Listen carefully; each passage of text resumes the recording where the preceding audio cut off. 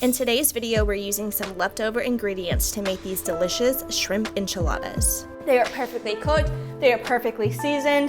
That is so good. For our vegetables, I have one very sad looking bell pepper, one Roma tomato, one jalapeno with the seeds, and 3 cloves of garlic.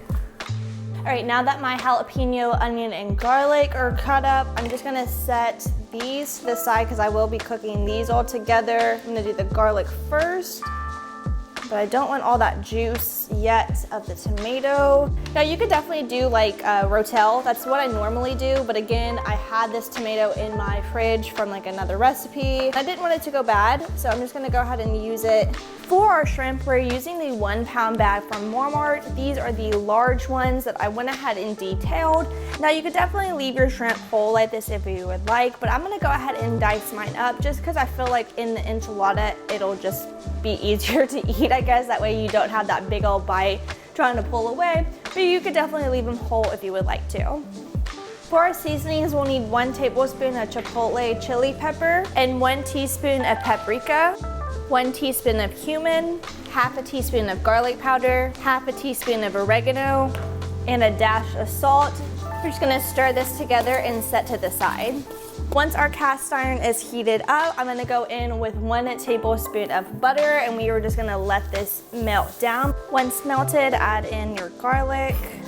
Now I do have my heat on low, that way the butter doesn't cook too fast. Now add in your bell pepper and your jalapeno. Fair warning, if you're gonna use a jalapeno with the seeds, you might wanna open a window or turn your vent fan on because it has definitely gotten to me before and made me have like a coughing fit. So now that our peppers are almost done, I'm gonna add in half of the tomatoes because I do wanna put some of the tomatoes on top of my enchiladas. About that much left. However you wanna do it, it's up to you.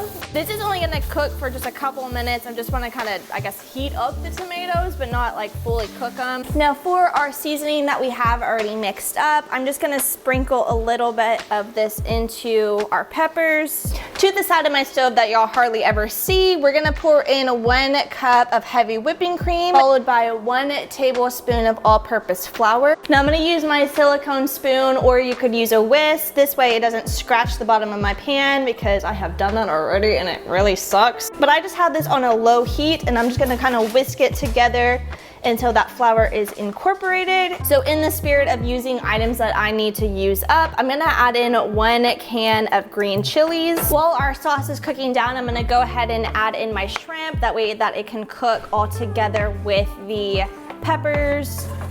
I am gonna add a little bit more butter just because it seems a little dry. So our sauce is starting to thicken up, and before I add the cheese in, I am gonna add a little bit to our shrimp mixture. That way the 2 flavors can really incorporate and it gives it a little bit more of that liquid. Probably shouldn't have added the butter. I didn't think to do this up until now.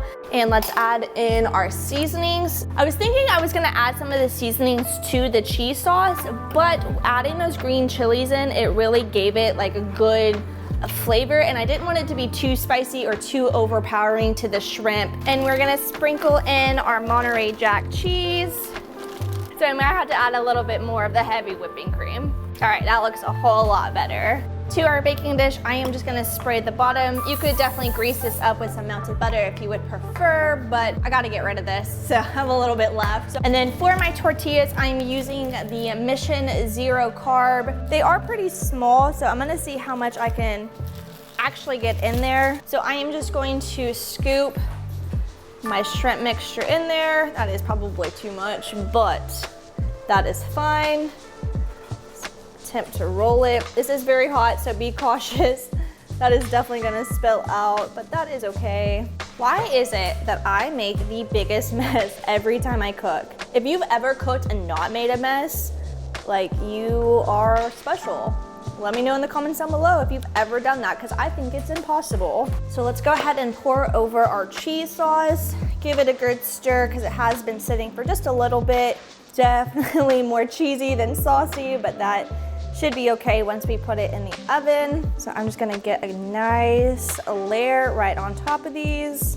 After 16 minutes at 350, I went ahead and removed it from the oven. Let's add on our remaining tomatoes, Our enchiladas are complete. They are so pretty. Plenty of the tomato on there. Let's blow it off because that steam is hot. Hold on, hold on.